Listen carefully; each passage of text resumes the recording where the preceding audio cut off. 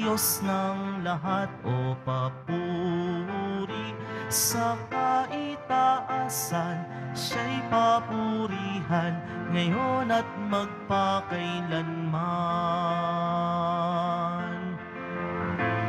Umawit ang daigdigan, lahat ng naroroon.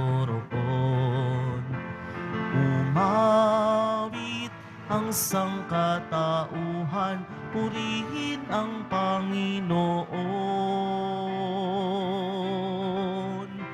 Papuri sa kaitaasan, siya'y papurihan, Diyos ng lahat, o papuri sa kaitaasan, siya'y papurihan ngayon at magpakailanman.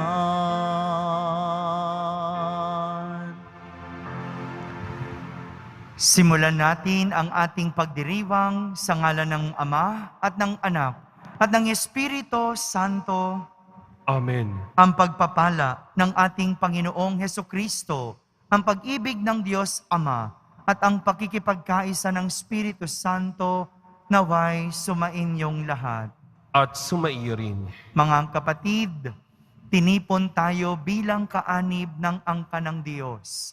Kaya dumulog tayo sa mawaing Panginoong nagpapatawad ng lubos.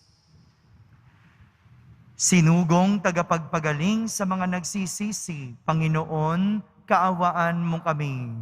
Panginoon, kaawaan mo kami. Dumating na tagapag-anyayang mga makasalanan ay magsisi, Kristo, kaawaan mo kami. Kristo, kaawaan mo kami. Nakaluklok ka sa kanan ng Diyos Ama para ipamagitan kami. Panginoon, kaawaan mo kami. Panginoon, kaawaan mo kami. Kaawaan tayo na makapangyarihang Diyos, patawarin tayo sa ating mga kasalanan at patnubayan tayo sa buhay na walang hanggan. Amen. Manalangin tayo. Ama naming makapangyarihan, ang iyong dumadalanging sambayanan ay matapat mo nawang lingapit, subaybayan, upang makita namin ang dapat gampanan at para rito'y magkaroon kami ng kakayahan. Sa pamamagitan ni Jesucristo, kasama ng Espiritu Santo, magpa sa walang hanggan. Amen. Pagbasa mula sa unang aklat ni Samuel. Noong mga araw na iyon, matapos kumain sa Silo, malungkot na nagtindig si Ana at nanalangin sa templo. Nagkataong nakaupo sa may pintuan ng templo si saserdoteng Eli. Buong pait na lumuluha si Ana at taimtim na nanalangin sa Panginoon. Ganito ang kanyang panalangin: Panginoon, Diyos na makapangyarihan sa lahat, kung diringgin ninyo ang inyong abang alipin, ay inyong kahabagan. Kung hindi ninyo ako pababayaan, bagkos ay pagkakalooban ng isang anak na lalaki, ihahandog ko siya sa inyo habang siya ay nabubuhay. Hindi ko ipapuputol ang kanyang buhok. Habang nananalangin si Ana, pinagmamasdan siya ni Eli. Kumikibot ang kanyang mga labi, ngunit hindi naririnig ang kanyang tinig, sapagkat siya ay nananalangin lamang sa sarili. Dahil dito inakala ni Eli na siya'y lasing, kaya lumapit ito at sinabi, "Tama na yan, umuwi ka muna, matulog ka para mawala ang pagkalasing mo." "Hindi po ako lasing," sagot ni Ana, "ni hindi po ako tumitikim ng alak. Ako po'y aping-api at idinudulog ko lamang sa Panginoon ang aking kalagayan. Huwag po ninyong ipalagay na napakababa ng pagkababae ng inyong alipin. Inihihinga ko po lamang ang aking damdamin. Dahil dito, sinabi ni Eli, magpatuloy kang mapayapa at naway ipagkaloob ng Diyos ng Israel ang iyong hinihingi. Sumagot si Ana, magkatotoo po sana ang inyong magandang hangarin para sa akin.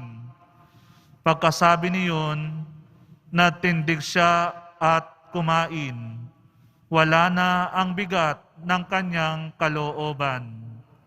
Kinabukasan, maagang-maaga silang sumamba sa Panginoon at umuwi sa Rama pagkatapos. Sinipingan ni Elkana si Ana at dininig ng Panginoon ang dalangin nito. Naglihi siya at dumating ang araw na siya'y nagsilang ng isang sanggol na lalaki. Samuel ang ipinangalan niya rito, sapagkat ang sabi niya, siya'y kaloob sa akin ng Panginoon. Ang salita ng Diyos. Salamat sa Diyos. Diyos kong tagapagligtas, pinupuri kitang wagas. Diyos kong tagapagligtas, pinupuri kitang wagas. Pinupuri ko kayo poon dahil sa kaloob ninyo sa akin. Pinagtatawanan ko ngayon ang aking mga kaaway, sapagkat iniligtas ninyo ako sa kadustaan. Diyos kong tagapagligtas, pinupuri kitang wagas. Nagapi ninyo ang mga kapangyarihan at pinalakas ninyo ang mahihina. Kaya ang dating mayayaman ay nagpapaupa para mabuhay. Masagana ngayon ang dating maralita. Ang dating baog nagsilang na mga anak. At ang maraming supling ay sa lungkot nasadlak. Diyos kong tagapagligtas, pinupuri kitang wagas. Kayo poon ay may kapangyarihang magbigay o bumawi ng buhay. Maaari ninyo kaming patayin, maaari ring buhayin. Maaari ninyo kaming payamanin o paghirapin, maaari ring ibaba o itaas. Diyos kong tagapagligtas, pinupuri kitang wagas. Mapadadakila ninyo kahit ang pinakaaba, mahango sa kahirapan kahit ang pinakadukha. Mayahanay niyo sila sa mga maharlika, mabibigyan ng karangalan kahit na ang dustang-dusta. Diyos kong tagapagligtas, pinupuri kitang wagas.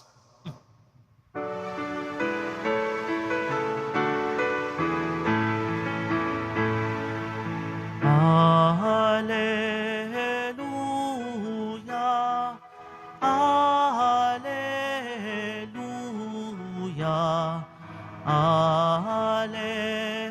Alleluia, Alleluia.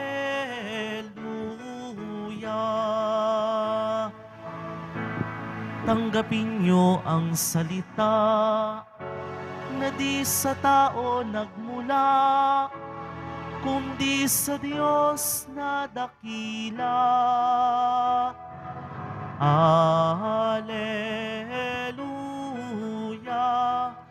Alleluia, Alleluia,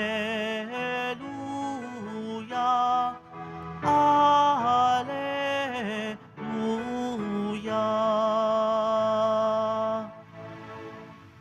Sumainyo ang Panginoon. At sumaiyo rin. Ang mabuting balita ng Panginoon ayon kay San Marcos. Papuri sa iyo, Panginoon.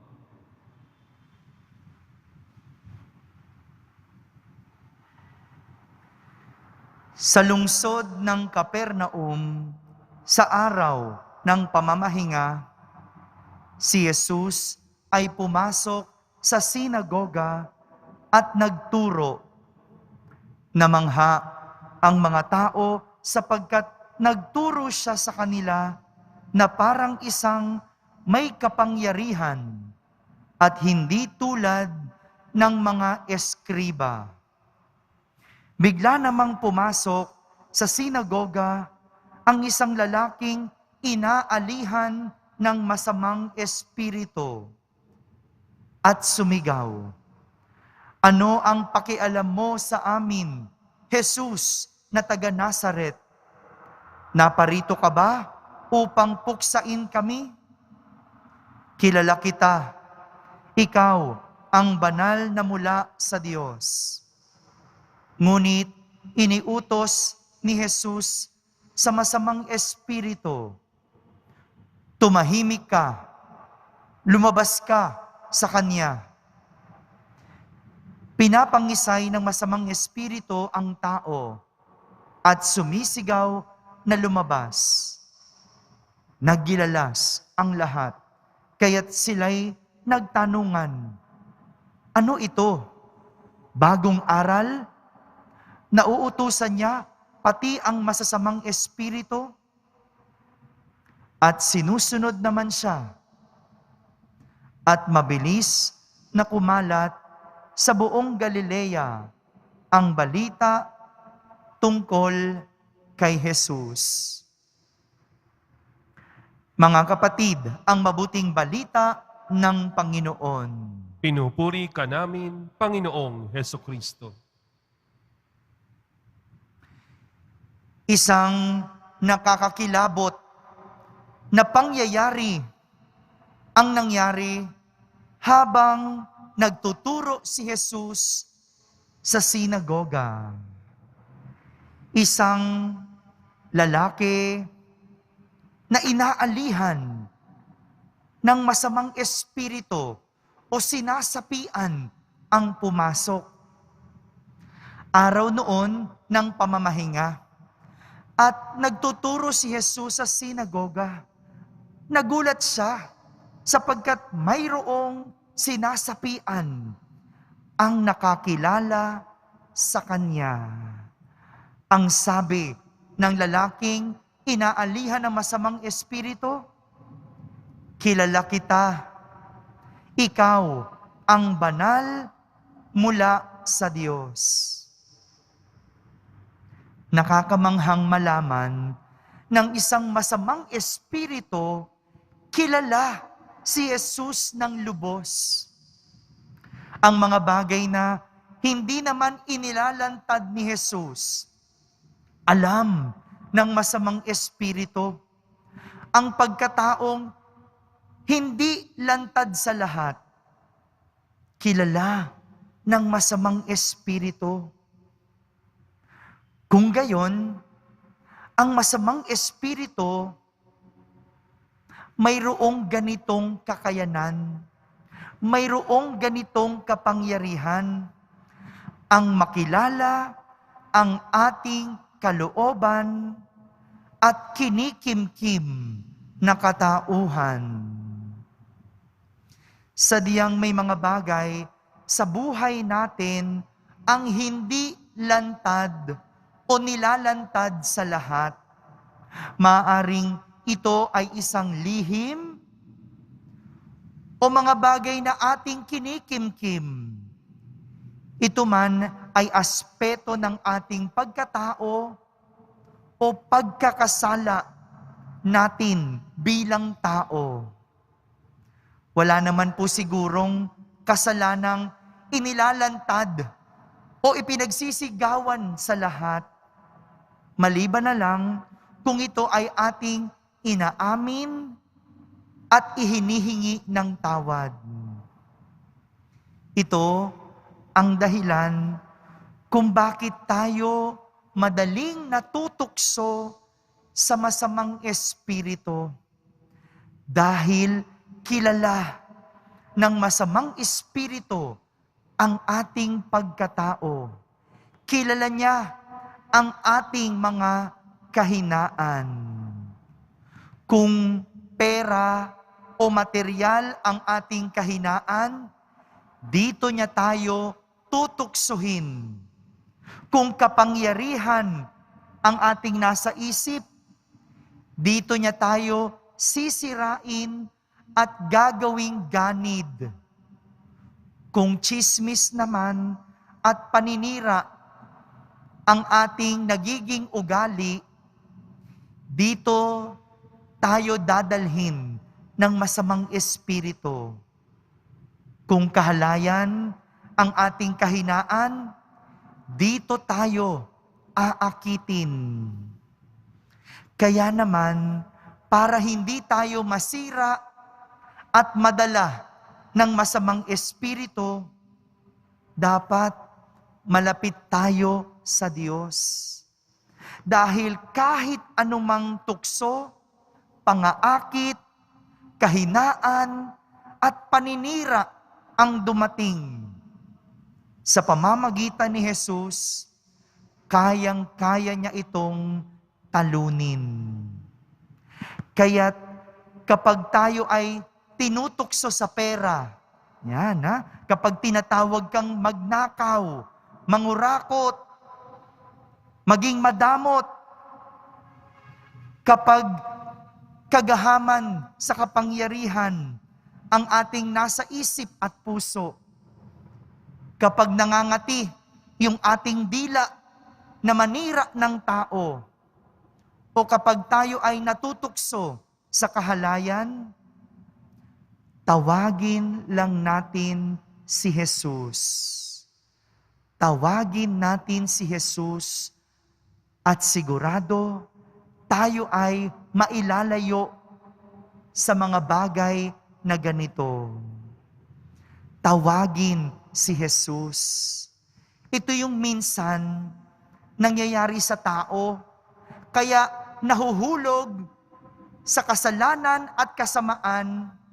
Kapag tinawag ng masamang espiritu, agad tayong tumutugon. Baliktad.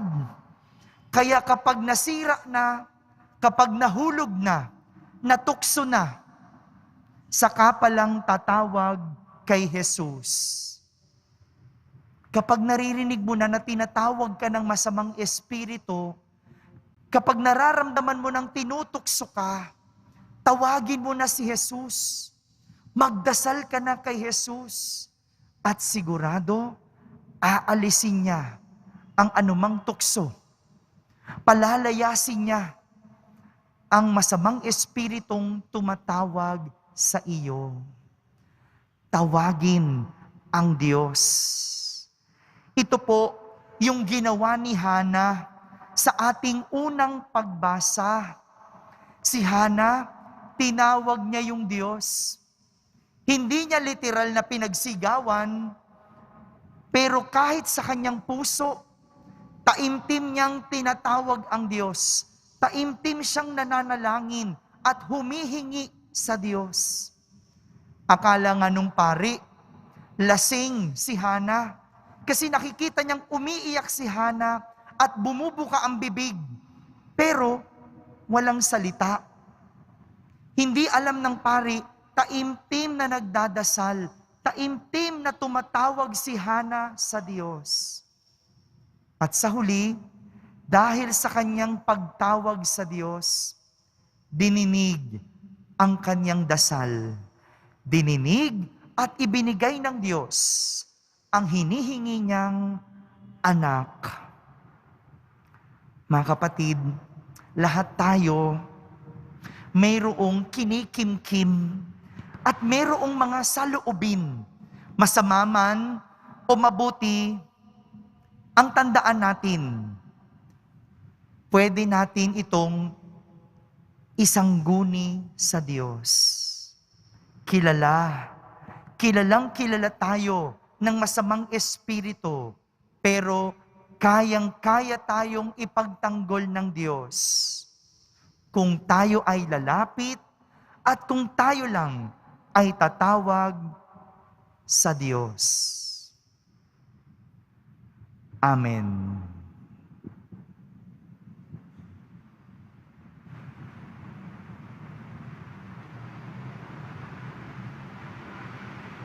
Minamahal kong mga kapatid, sa pamamagitan ng Ebanghelyo, nagsasalita sa atin si Kristo ng may walang hanggang kapangyarihan at mga himala ng pagpapagaling. Ating sambitin sa bawat panalangin, Diyos na tunay na makapangyarihan, hipuin mo kami.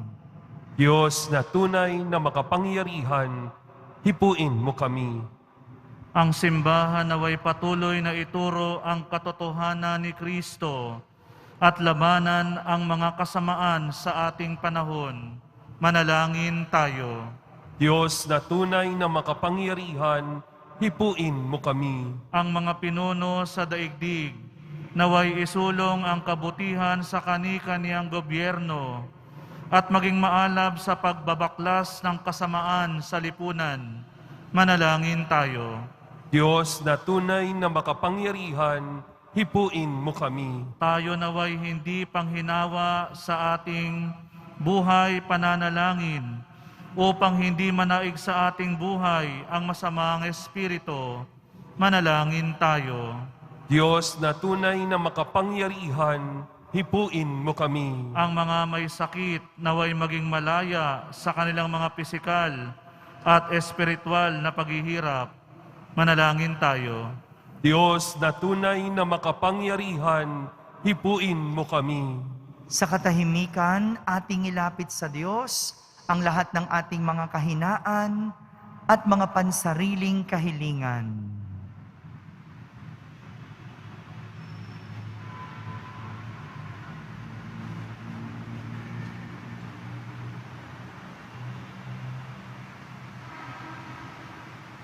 Manalangin tayo. Diyos na tunay na makapangyarihan, hipuin mo kami. Ama naming nasa langit, nagbubunyi kami sa yaman ng iyong pag-ibig sa amin. Pakatatagin mo ang iyong kapangyarihan sa amin at samahan mo kami sa landas ng aming buhay. Hinihiling namin ito sa pamamagitan ni Kristo na aming Panginoon. Amen.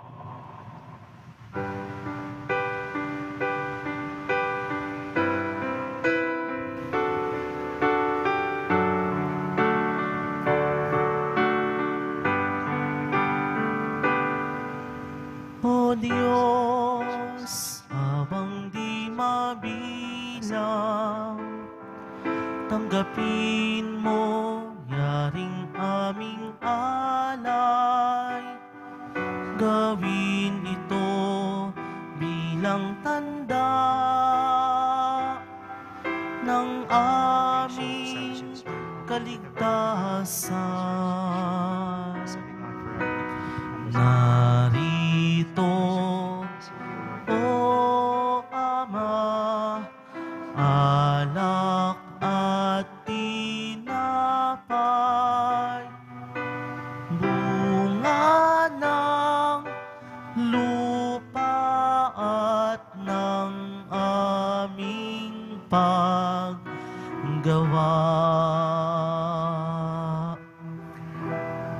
Manalangin kayo mga kapatid upang ang paghahain natin ay kalugdan ng Diyos amang makapangyarihan. Tanggapin nawa ng Panginoon itong paghahain sa iyong mga kamay, sa kapurihan niya at karangalan, sa ating kapakinabangan at sa buong sambayanan niyang banal. Ama naming lumikha, ang paghahain ito ng iyong sambayanan ay iyong marapatin ngayong paunlakan. Pakundangan dito, mapasa amin nawa ang iyong kabanalan at ang masugid naming dalangin ay iyong pagbigyan sa pamamagitan ni Jesucristo kasama ng Espiritu Santo magpa sa walang hanggan. Amen. Sumainyo ang Panginoon. At sumaiyo rin. Itaas sa Diyos ang inyong puso at diwa. Itinias na namin sa Panginoon. Pasalamatan natin ang Panginoong ating Diyos. Marapat na siya ay pasalamatan. Ama naming makapangyarihan, tunay ngang marapat na ikaw ay aming pasalamatan sa iyong paglingap at kagandahang loob. Ang tao'y nilikha mo't pinangasiwa sa sansinukob. Sa hangad mong siya'y iwastong lubos, siya'y pinagdusa mo sa kanyang pagtalikod. Sa iyong paggiliw, iyong ipinahintulot na makabalik siya sa pamamagitan ni Kristo Jesus. Kaya kaysa ng mga anghel na nagsisiawit ng papuri sa iyo nang walang humpay sa kalangitan, kami nagbubunyi sa iyong kadakilaan. Santo, Santo, Santo, Panginoong Diyos ng mga hukbo, napupuno ang langit at lupa ng kadakilaan mo. Hosana sa kaitaasan, pinagpala ang naparirito sa ngalan ng Panginoon. Hosana sa kaitaasan. Ama naming banal, ikaw ang bukal ng tanang kabanalan, kaya't sa pamagitan ng iyong Espiritu ay gawin mong banal ang mga kaloob na ito, upang para sa amin ay maging katawan at dugo ng aming Panginoong Hesukristo. Bago niya, pinagtiis ang kusang loob na maging handog, hinawakan niyang tinapay, pinasalamatan kanya, pinaghati-hati niya iyon, iniyabot sa kanyang mga alagad at sinabi, "Tanggapin ninyong lahat ito at kanin. Ito ang aking katawan na inihahandog para sa inyo."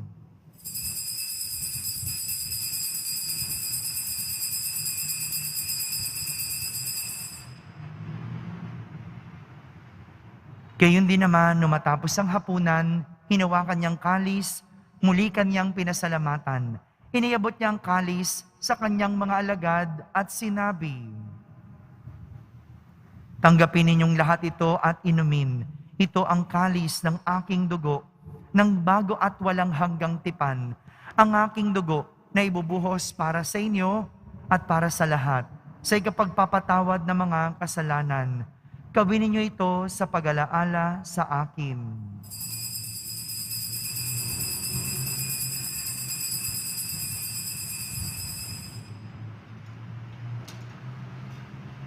Ipagbunyi natin ang misteryo ng pananampalataya. Si Kristo'y namatay, si Kristo'y nabuhay, si Kristo'y babalik sa wakas ng panahon. Ama, ginagawa namin ngayon ang pag-alaala sa pagkamatay at muling pagkabuhay ng iyong anak. Kaya't inaalay namin sa iyo ang tinapay na nagbibigay buhay at ang kalis na nagkakaloob ng kaligtasan. Kami nagpapasalamat dahil kami iyong minarapat na tumayo sa harap mo para maglingkod sa iyo.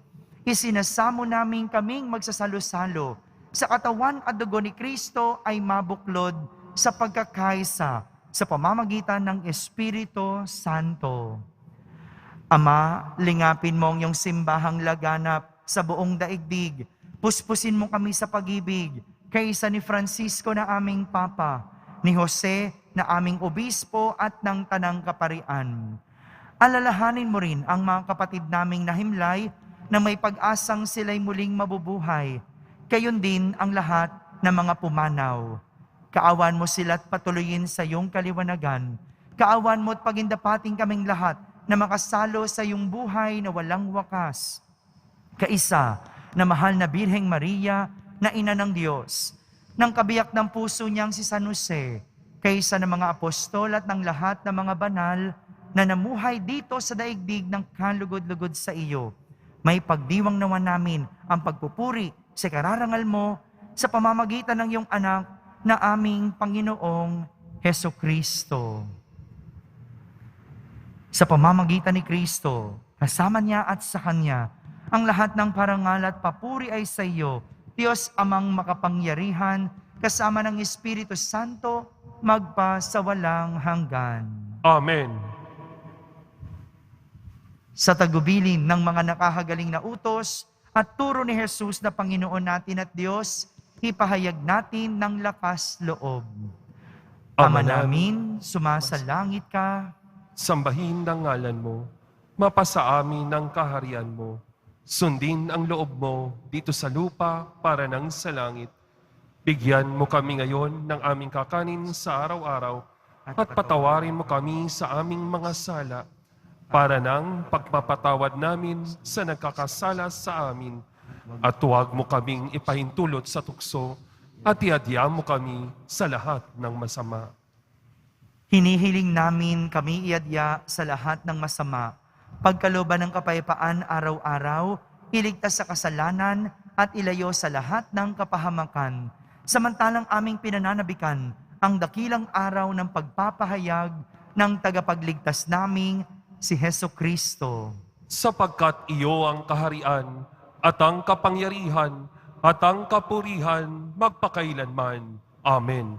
Panginoong Yesukristo, sinabi mo sa iyong mga apostol, kapayapaan ang iniiwan ko sa inyo. Ang aking kapayapaan ang ibinibigay ko sa inyo. Tunghayan mo ang aming pananampalataya at huwag ang aming pagkakasala. Pagkalooban mo kami ng kapayapaan at pagkakaisa ayon sa iyong kalooban, kasama ng Espiritu Santo, magpasawalang hanggan. Amen. Ang kapayapaan ng Panginoon ay laging sumainyo. At sumaiyo rin. Magbigayin kayo ng kapayapaan sa isa't isa. Kapayapaan po para sa lahat.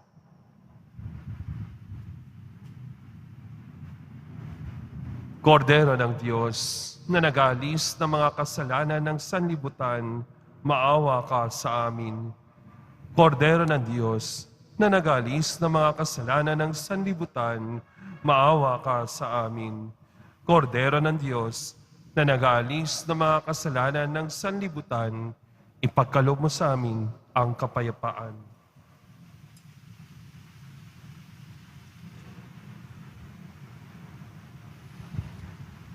Ito ang kordero ng Diyos.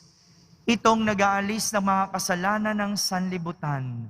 Mapalad ang mga inaaniyahan sa kanyang piging. Panginoon, hindi ako karapat-dapat na magpatuloy sa iyo, ngunit sa isang salita mo lamang ay gagaling na ako. Ang katawan ni Kristo. Amen.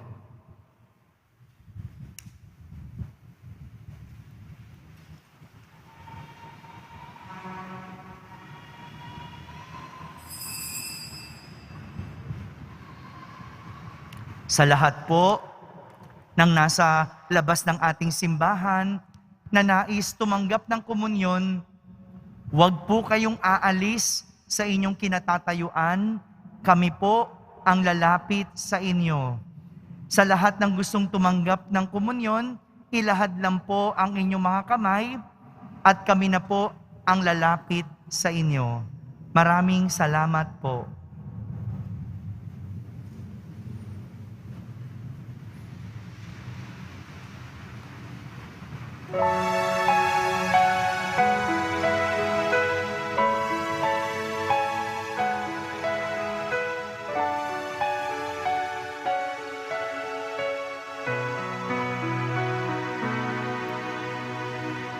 You are my hope and my strength.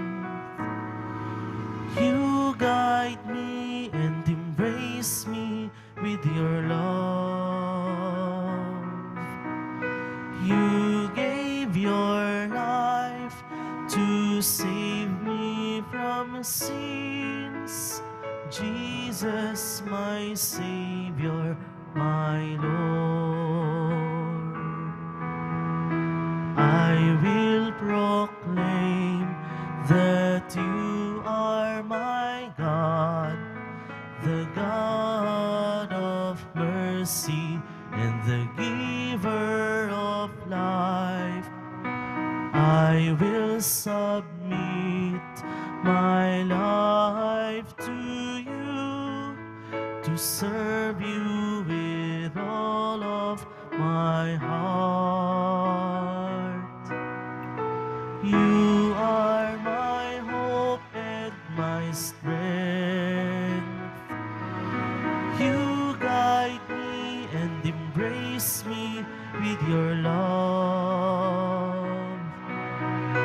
You gave your life to save me from sins. Jesus, my Savior, my Lord. Guide me each day to learn how to love. I am your servant and you are my King. I offer to you my heart and my mind. Use me, Lord Jesus, my God. You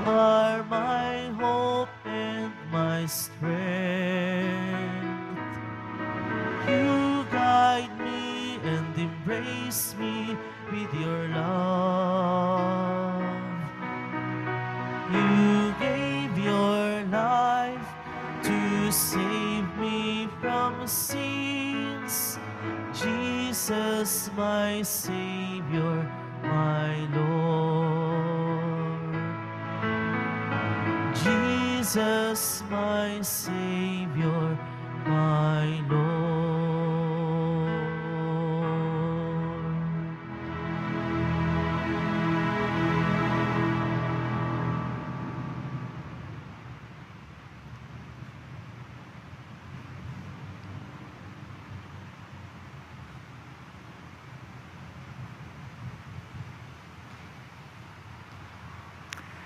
Manalangin tayo. Ama naming mapagmahal, hinihiling naming kami pagbigyan, pakundangan sa iyong dulot na pakikinabang. Ipagkaloob mong ikaw ay aming paglingkuran sa pamamagitan ni Jesucristo kasama ng Espiritu Santo magpa sa walang hanggan. Amen. Sumainyo ang Panginoon. At sumaiyo rin. Sa lahat ng mga nasa labas, itaas po natin ang ating mga kamay at tanggapin ang pagbabasbas ng Poong Jesus Nazareno. Mahal na Poong Jesus Nazareno, inihayag mo sa pamamagitan ng krus ang walang maliw na pag-ibig ng Diyos sa sangkatauhan. Pakinggan mo ang kahilingan ng iyong angkan na nagsusumamo sa iyo. Makamtanawan nila ang inyong katugunan at tanggapin ang kasagutan na may utang na loob na tinatanaw. Basbasan din po ninyo ang lahat na may karamdaman at nahihirapan. Sa pamamagitan ng bendisyon na ito, naway maalala nila ang mga pangako nila noon sa binyag na ikaw ang kanilang iibigin at pagdilingkuran bilang Panginoon magpa sa walang hanggan. Amen. At pagpalain kayo ng makapangyarihang Diyos, Ama, Anak, at Espiritu Santo. Amen. Tapos na po ang ating pagdiriwang, humayking taglay ang pag-ibig at kapayapaan ng Poong Jesus Nazareno. Salamat sa Diyos.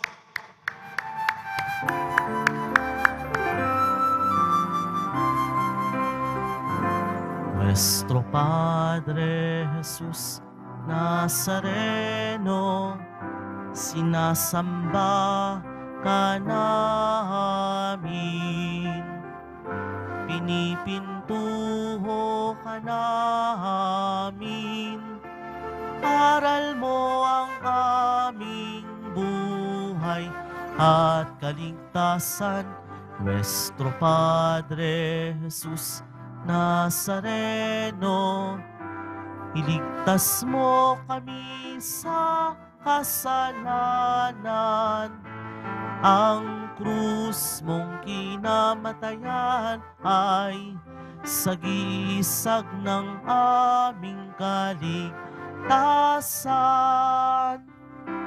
Nuestro Padre Jesus Nazareno, dinarangal ka namin.